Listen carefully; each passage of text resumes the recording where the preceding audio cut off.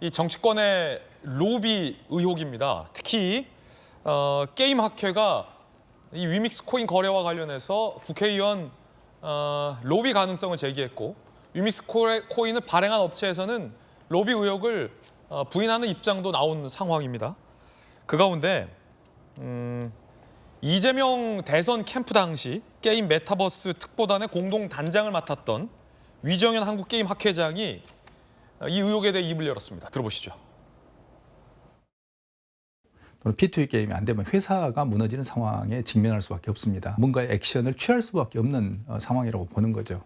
대선 그때 캠프에서 NFT 펀드 이야기가 나왔잖아요. 위믹스 바로 10%가 뛰었습니다. 자, 그걸 어떻게 설명하냐는 거예요. 한 2년 됐나요? 오래전이죠.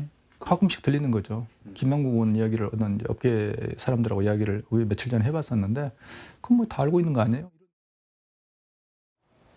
위정현 한국게임학회장은 말씀드렸던 것처럼 대선 당시 이재명 대선 캠프에 게임 메타버스 특보단 공동 단장을 했습니다.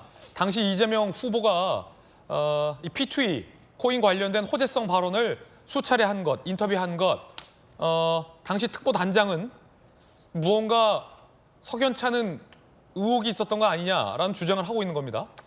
동아일보가 더욱더 자세히 인터뷰했는데요.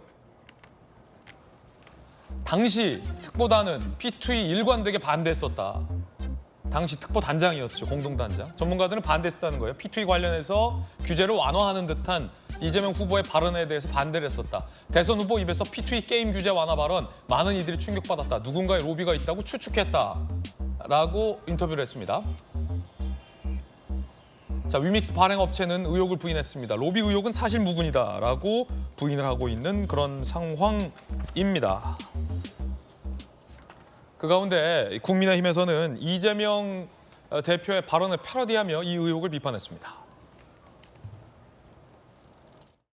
어디서 이상한 소리가 자꾸 들리는데 이 김남국 의원 돈 봉투 받는 소리 같은 김남국 의원한테 돈 봉투 전달하는 소리가 오시락거리는 소리.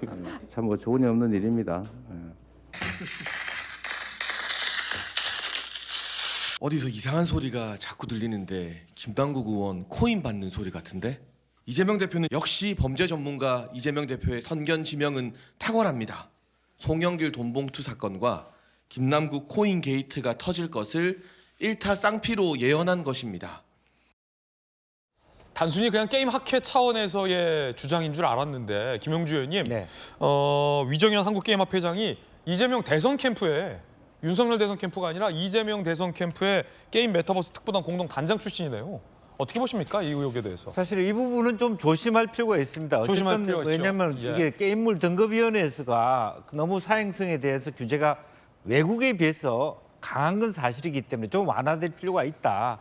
이런 부분이라서 일반론적인 측면일 수도 네. 있다. 그래서 그때 당시에 여야 할 것 없이 그런 부분에 대한 완화의 움직임들은 있었습니다. 그래서 너무 그걸 위믹스, 위메이드만 결합시켜서 볼 필요는 없는 것 같고, 또 로비라고 하는 건 어떤 법안을 만들어내는데 이해 당사자의 의견을 내는 것은 자연스러운 일이다. 다만 후보 본인이 저렇게 강하게 얘기하는 것에 대한 의심, 또 토론은 필요하지 않았느냐. 그게 옛날에 바다 이야기 논란 있는 것처럼 P2E 게임에 대해서 어떻게 볼 것인가를 조금 더 신중하게 가야 된다는 중론이 있었는데, 너무 발빠르게 어떤 P2E 게임의 규제 완화를 얘기한 건 좀 섣부른 일이다. 이런 토론이 있을 수 있고, 그래서 우리 지금 언론도 그렇지만 너무 이 문제를 P2E 게임 자체는 사행성이고 이것은 말하자면 받아들이면 안 된다. 이런 것으로 지나치게 김남국 사건과 연결하는 것은 좀 조심스러울 필요가 있고, 사행성 등급위원회에서 조금 더 신중하게 하나하나 열어갈 필요는 있을 것 같다는 생각이 듭니다. 예, 이건 또 다른 어떤 별도의